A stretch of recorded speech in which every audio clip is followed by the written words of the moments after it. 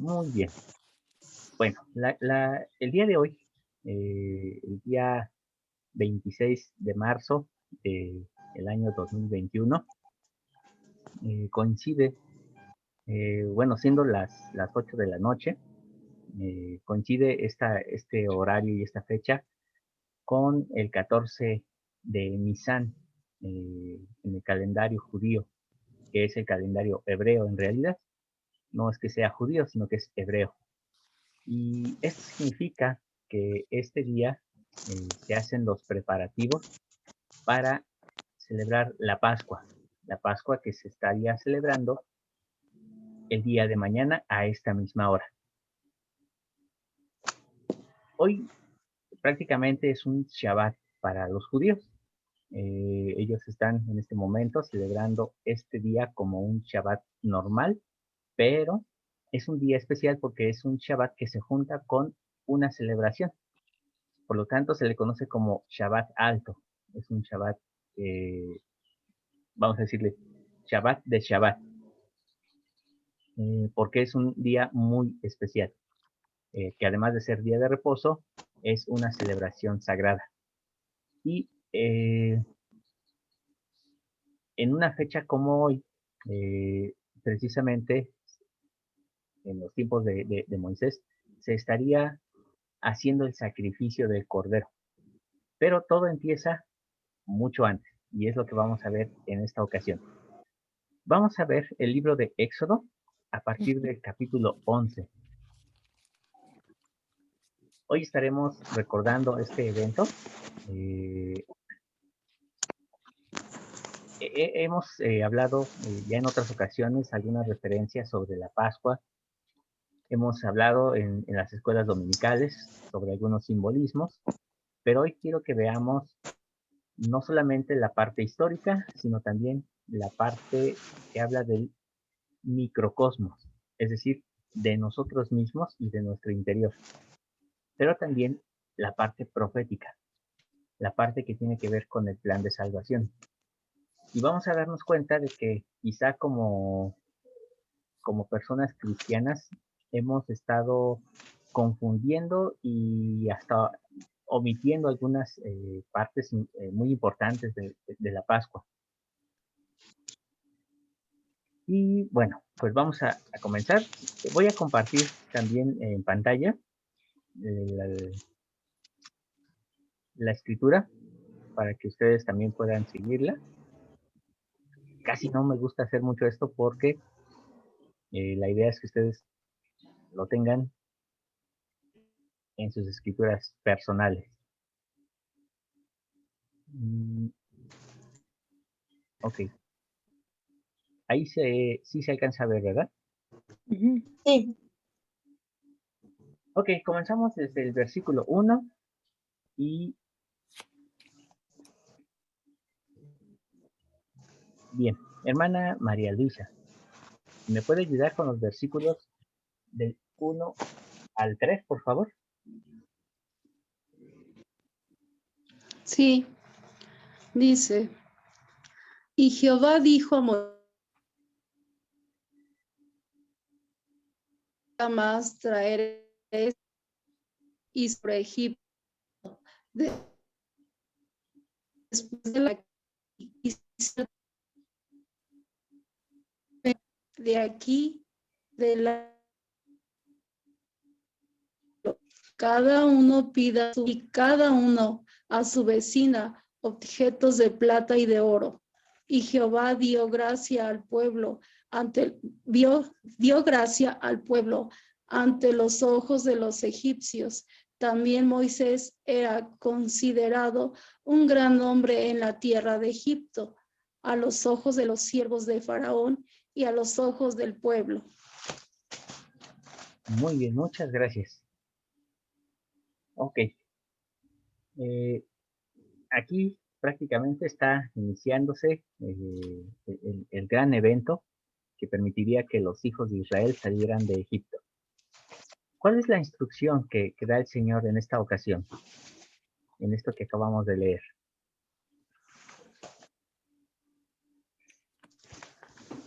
Que vayan con sus y pidan de plata y de oro. Muy bien, excelente. Imagínense, estamos hablando de los esclavos de un pueblo que durante 400 años conservaron su propia forma de vestir, se conservaron apartados de lo que era el pueblo en general, y la gente sabía que eran los hebreos por su forma de hablar, por su forma de vestir. Durante ese tiempo de 400 años, ellos fueron sus siervos, fueron sus esclavos, eran los que cocinaban. Y entonces se anuncia una nueva plaga, pero antes de este anuncio el Señor les da la instrucción de que vayan con sus vecinos, pidan estas propiedades de oro, plata. Dice, pero ¿por qué va a ser esto posible? Y en el versículo 1 nos dice, eh, después del cual Él os dejará ir de aquí, ciertamente os echará de aquí del todo. Es decir, llegaría a un punto, esta plaga era tan tremenda, que llegaría al punto en que no solamente los dejarían ir, sino que los iban a echar. Eran un pueblo con un Dios vivo, con un Dios poderoso, y la gente tendría miedo de que el pueblo de Israel se quede un día más en Egipto. Pero notemos algo que menciona la escritura. El pueblo decidió ofrecer este oro, esta plata, pero no por miedo. ¿Qué observan en el versículo 3? ¿Por qué les dieron su oro y su plata?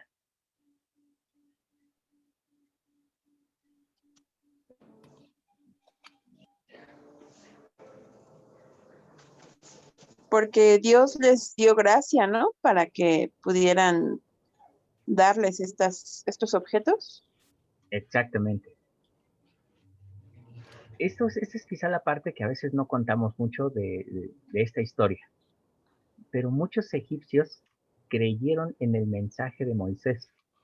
Muchos llegaron a considerarlo como un profeta del Dios verdadero. De hecho, en el Talmud judío se habla de que hubo muchísimos conversos egipcios que al escuchar y al observar las plagas decidieron abandonar sus dioses y convertirse al Dios verdadero. Algunos de ellos incluso fueron receptores del anuncio de la plaga de la muerte de los primogénitos. A diferencia de algunos israelitas que vivían en el palacio, que algunos eran siervos de gente noble y que obviamente vivían con ciertas comodidades. Estos hebreos decidieron no hacer caso al mensaje de Moisés y prefirieron quedarse en Egipto. Se dice en el propio Talmud que casi la gente que salió de entre los hebreos fue solamente la tercera parte.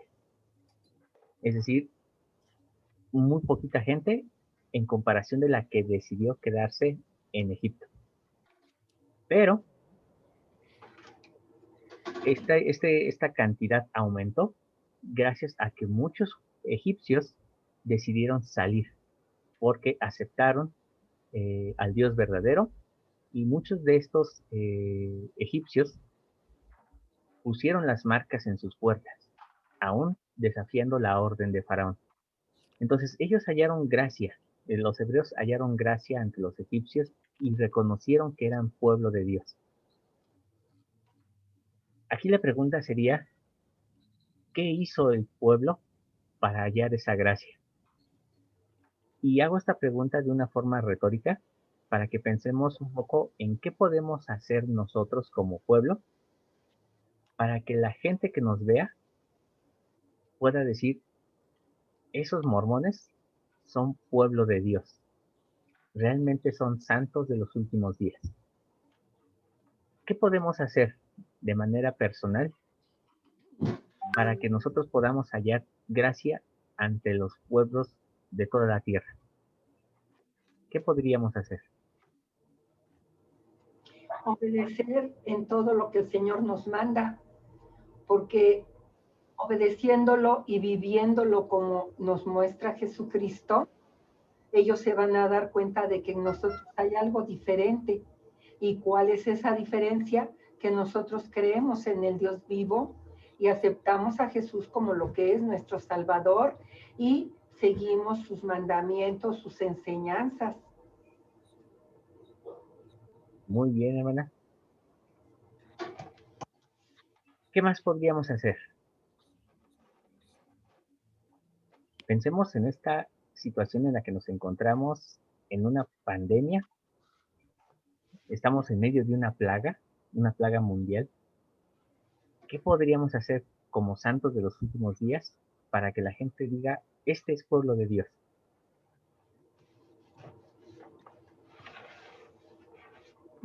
Bueno, yo en lo personal, yo comparto con mis vecinos, con mis familiares, que creo en el Señor y que le sigo y que procuro conocerlo por medio de las Escrituras. Les recomiendo que procuren ellos también darse la oportunidad de conocerlos, y he dado testimonio de que el Señor es fiel con los que le amamos y nos guarda de todo mal, de toda plaga. Nos hemos quedado sin agua en la colonia y las vecinas piden pipas, y ni en casa de Mónica ni en esta, la de ustedes, nos quedamos sin agua. No lo digo por estos días, sino por temporadas anteriores, que han sido varios días los que no hay agua, y a nosotros nunca nos deja de caer. Y yo luego les he dicho, es que yo ahí veo la mano de Dios. Como le amamos, oramos, esperamos en Él y vemos las maravillas que nos da como pueblo que somos. Ok, hermana, gracias. ¿Puedo opinar? Claro, hermana.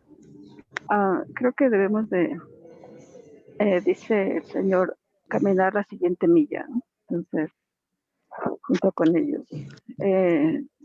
Tenemos que preocuparnos así como por nuestros hermanos en ministrarles. A veces es complicado, creo, porque a muchos vecinos y entre nosotros mismos hay diferencias y pues tenemos que aprender a convivir con esas diferencias. Yo creo que debemos de interesarnos en hasta lo más sencillo, ¿no? Si podemos abrir la puerta para que salgan sus perros, ellos mismos con pequeñas cosas, podemos empezar esas diferencias grandes. Y bueno, eso sería con nuestros destinos. En el trabajo igual, a veces no es fácil porque creo que en el trabajo en muchas ocasiones tendemos a buscar quién es mejor o quién hace más o quién hace menos. Entonces es complicado también, pero sin embargo no es imposible. Creo que el interesarnos en las cosas sencillas puede marcar la diferencia inicialmente. Muy bien, Elena, muchas gracias. Efectivamente, todos somos víctimas de estos tiempos que estamos viviendo. Estamos siendo esclavos de un faraón espiritual, de un faraón que tal vez no podemos ver, pero que nos tiene sujetos al grado de que nos puede decir, hoy te quedas en casa, hoy no sales a trabajar, hoy pierdes tu trabajo, y aún así, nosotros como santos de los últimos días, siempre debemos mostrar optimismo, la esperanza, y como dice la hermana, en esos pequeños detalles, como el simple hecho de sonreír, de saludar al vecino, de servirle, es una forma en la cual ellos pueden decir, realmente es pueblo de Dios, es alguien que sabe que a pesar de las dificultades, siempre va a estar Dios a su lado. Entonces, ojalá, hermanos, podamos nosotros hallar gracia ante el resto del pueblo, de aquellos que no conocen al Dios verdadero, y que gracias a nosotros puedan decir, realmente hay un Dios que gobierna a su pueblo, que está con ellos. Entonces, esta es la enseñanza, la primera enseñanza que tenemos en estos 3 versículos. Y es una enseñanza bastante fuerte. No cualquiera puede decir de otro, Dios está con él. Pero que ojalá y en nuestros rostros se refleje que el Dios vivo está con nosotros. Vamos a ver la siguiente parte, a partir del versículo 4 y hasta el versículo 10. Vamos a irnos todo completo. Y hermana Rosalinda, ¿me puede ayudar a leerlo? Sí, hermano. Y dijo Moisés, Jehová ha dicho así, a la medianoche yo pasaré por en medio de Egipto, y morirá todo primogénito en la tierra de Egipto, desde el primogénito de Faraón que se sienta en su trono, hasta el primogénito de la sierva que está tras el molino, y todo primogénito de las bestias.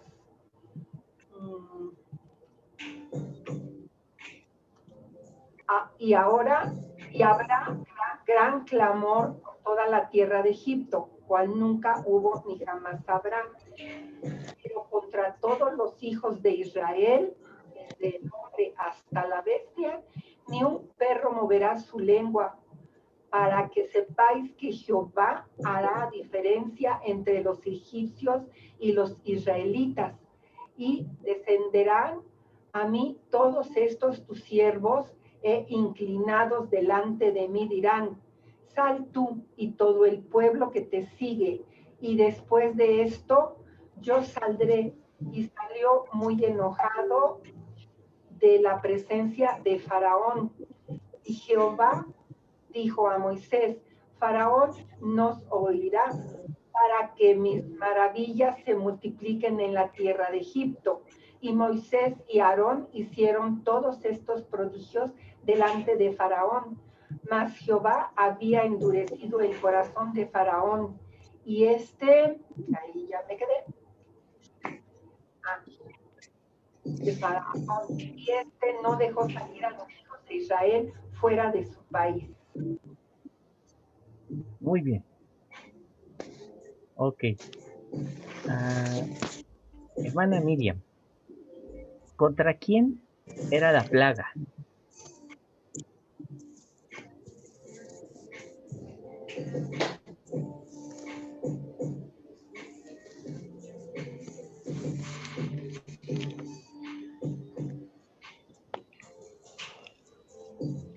Aquí es donde vamos a encontrar un detalle interesante, algo que a veces también pasamos por alto.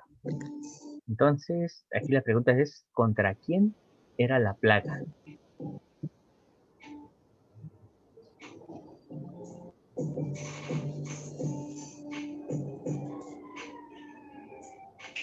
Contra los egipcios, ¿no? Muy bien. Regularmente así es como lo hemos aprendido, que sería contra los egipcios. Pero era contra todos aquellos que no creían en el Dios de Israel, porque de hecho había hebreos que no conocían, o sea, que ya lo habían olvidado, habían adoptado las costumbres egipcias.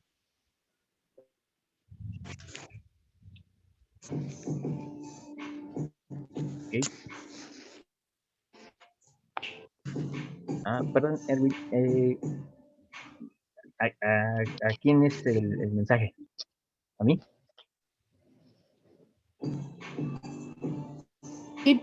Sí, porque en el 5 dice que morirá todo primogénito, no solamente del pueblo de la tierra de Egipto, sino dice hasta el primogénito de la sierva que está tras el molino. Y todo primogénito de las bestias. Como dice la hermana Sonia, ¿no? Todos aquellos que del pueblo hebreo que pues habían dejado de servir a Jehová. Así es. Entonces, en el versículo 4 nos dice que pasará por en medio de Egipto, por toda la tierra de Egipto. Esa es la primera impresión que tenemos. Y decimos, que la plaga era en contra de los egipcios. Sin embargo, en el versículo 5 se afina más el detalle y nos indica que, que sería contra todo primogénito en la tierra de Egipto, ya sea de hebreos, ya sea de egipcios, ya sea de seres humanos, así como de animales. Entonces, todos estarían bajo esta misma condición.